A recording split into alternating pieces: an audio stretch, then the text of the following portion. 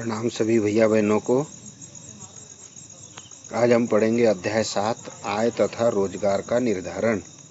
आय तथा रोजगार के निर्धारण इस इकाई से एक अंक के 4 प्रश्न पूछे जाने, यानी वस्तुनिष्ठ ज़्यादा पूछेंगे और 4 अंक का एक प्रश्न आएगा। तो इस प्रकार से कुल अंक है इस इकाई पर 8 अंक है। तो वस्तुनिष्ठ देखते आय तथा रोजगार के निर्धारण के। पहला, किन्स के अनुसार राष्ट्रीय आय तथा कुल व्यय के मध्य संबंध होता है। किन्स के अनुसार राष्ट्रीय आय तथा कुल व्यय के मध्य कैसा संबंध होता है?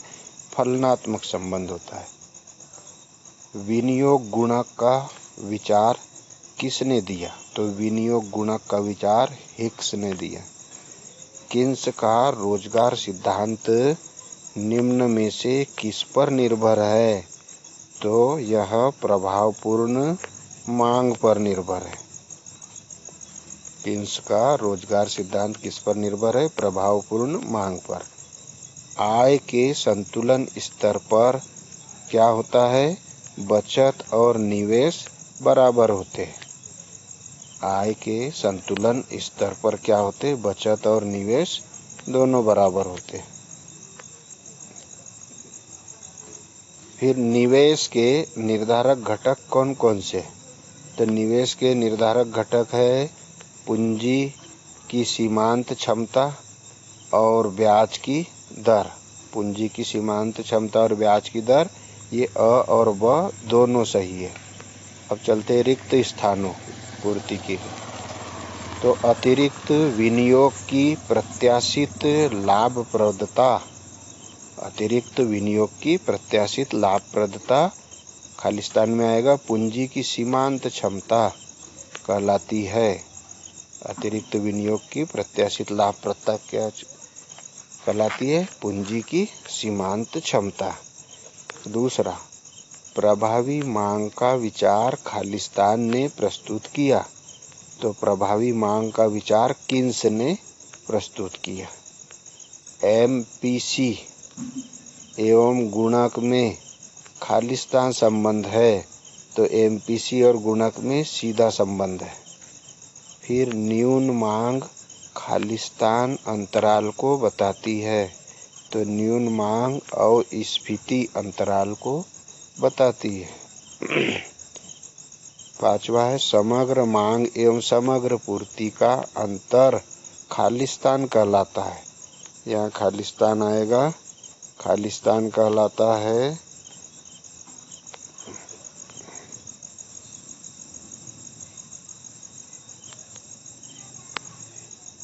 का अंतर खालिस्तान कहलाता है। तो ये कहलाता है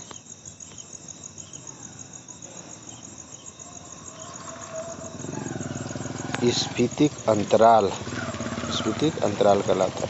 सत्य असत्य, तो रोजगार के सिद्धांत का प्रतिपादन सर्वप्रथम मार्शल ने किया था। असत्य है ना?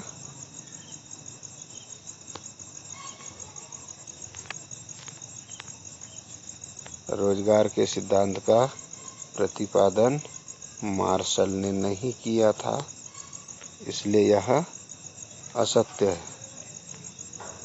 दूसरा, अपूर्ण रोजगार न्यून मांग का परिणाम है। तो अपूर्ण रोजगार न्यून मांग का परिणाम है, सत्य है। जिस अनुपात में आय बढ़ती है, जिस अनुपात में आय बढ़ती है उसी अनुपात में उपभोग व्यय नहीं बढ़ता है, सत्य है। आदमी बचाते हुए चलता है, जितना कमाएगा उतना खाएगा, तो कल काम मिले न मिले। किन्स के अनुसार अधिक पूंजी निवेश होने पर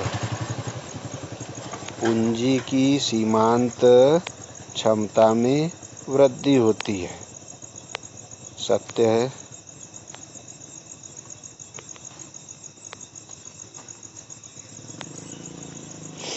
किन्स के अनुसार अधिक पूंजी निवेश पूंजी निवेश ज़्यादा होने पर पूंजी की सीमांत क्षमता में अधिक वृद्धि होती जाती है। फिर कीन्स के अनुसार सामूहिक पूर्ति में वृद्धि होने पर बेरोजगारी को कम किया जा सकता है। सामूहिक पूर्ति खूब अधिक हो रही है तो फिर क्या करेंगे, बेरोजगारी को कम किया जा सकता है, कर सकते हैं। सही जोड़ी में लाइए। तो सही जोड़ी में हम देख रहे हैं पहला, रोजगार का एकमात्र निर्धारण, तो यह प्रभावपूर्ण मांग द्वारा होता है। दूसरा, कीन्स का सामान्य सिद्धांत 1936 में प्रतिपादित किया गया। उपभोक्ता फलन C बराबरी से स्मॉल f कोष्टक में लिखेंगे y। उपभोग फलन का सूत्र है C बराबरी से f कोष्टक में y। बचत फलन बचत तथा आय का संबंध दर्शाता है। बचत फलन क्या दर्शाता है, बचत तथा आय का संबंध दर्शाता है। फिर आय तथा बचत दोनों परस्पर एक दूसरे से प्रत्यक्ष संबंध रखते हैं। एक वाक्य में उत्तर दीजिए। तो पहला, प्रभावपूर्ण मांग से क्या अभिप्राय है। तो प्रभावपूर्ण मांग क्या होती है, कीन्स ने दिया है यह सिद्धांत। तो जिस बिंदु पर सामूहिक मांग तथा सामूहिक पूर्ति बराबर होती है, जिस बिंदु पर सामूहिक मांग तथा सामूहिक पूर्ति बराबर होती है उसे प्रभावपूर्ण मांग कहते हैं। दूसरा, सामूहिक मांग का क्या अर्थ है।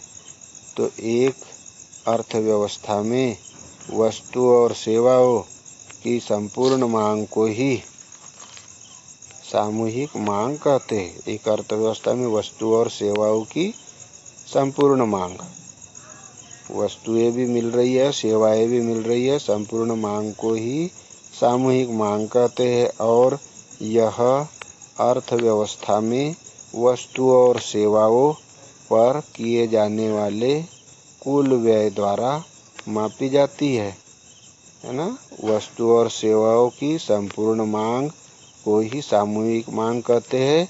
और यह अर्थव्यवस्था में वस्तु और सेवाओं पर किए जाने वाले कुल व्यय से नापी जाती है कि उन वस्तुओं पर और सेवाओं पर हम कितना धन खर्च कर रहे हैं, सामूहिक मांग कहलाती है। फिर सामूहिक मांग के अंग या घटक के नाम बताइए। तो सामूहिक मांग के अंग या घटक होते हैं। सामूहिक मांग के दो संघटक है, पहला उपभोग और दूसरा निवेश। हम निवेश उतना ही करेंगे जितना उपभोग हो रहा है।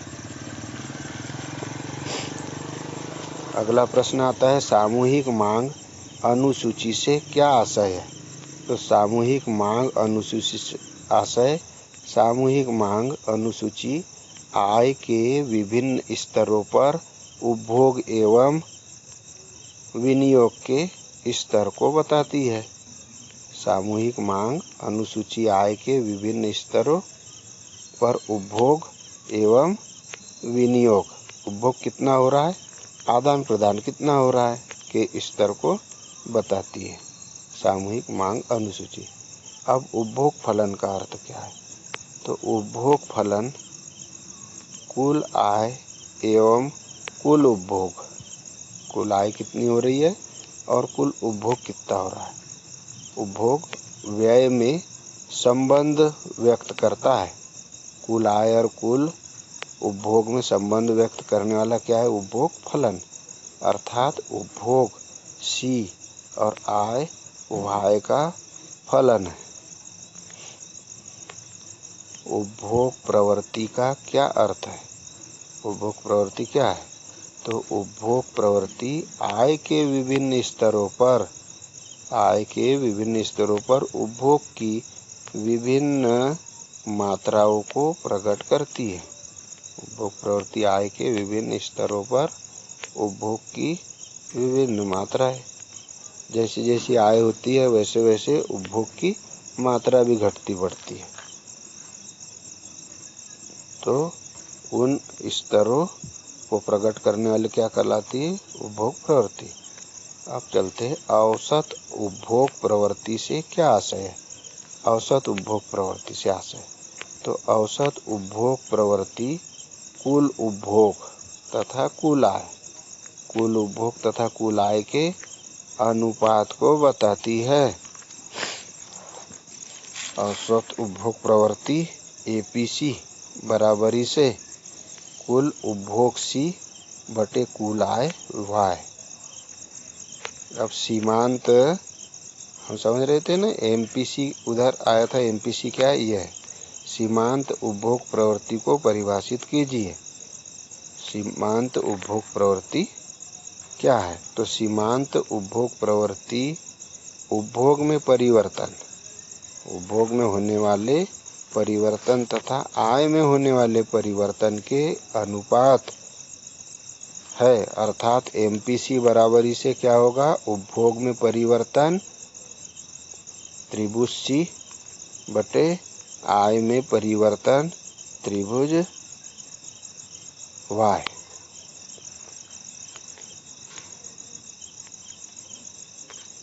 सीमांत उपभोग प्रवृत्ति है ना, अभी आया था ऊपर में, यह है खालिस्तान में एमपीसी एवं गुणक में खालिस्तान संबंध होता है, सीधा संपर्क।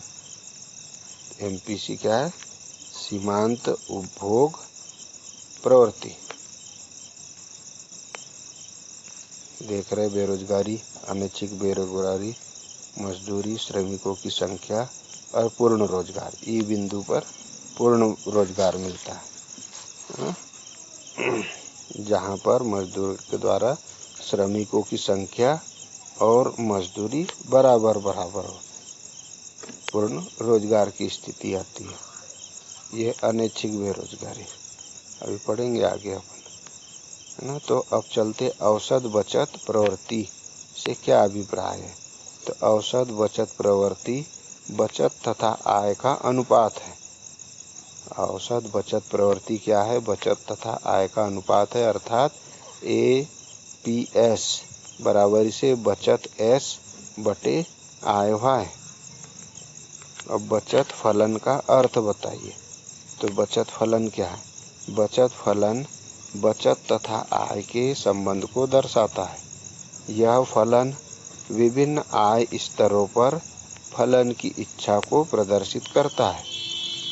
अब पूंजी की सीमांत कुशलता की परिभाषा दीजिए। तो पूंजी की सीमांत कुशलता क्या है? तो अतिरिक्त निवेश से प्राप्त होने वाले लाभ की संभावना को पूंजी की सीमांत कुशलता कहते हैं। अतिरिक्त निवेश से प्राप्त होने वाले लाभ की संभावना को पूंजी की सीमांत कुशलता कहते हैं। इसको क्या बोलेंगे? एमईसी। एमईसी पूंजी की सीमांत कुशलता एमईसी बराबरी से प्रत्याशित आय बटे लागत। धन्यवाद। अगले पीडीएफ में अपन समझेंगे प्रत्याशित आय क्या है।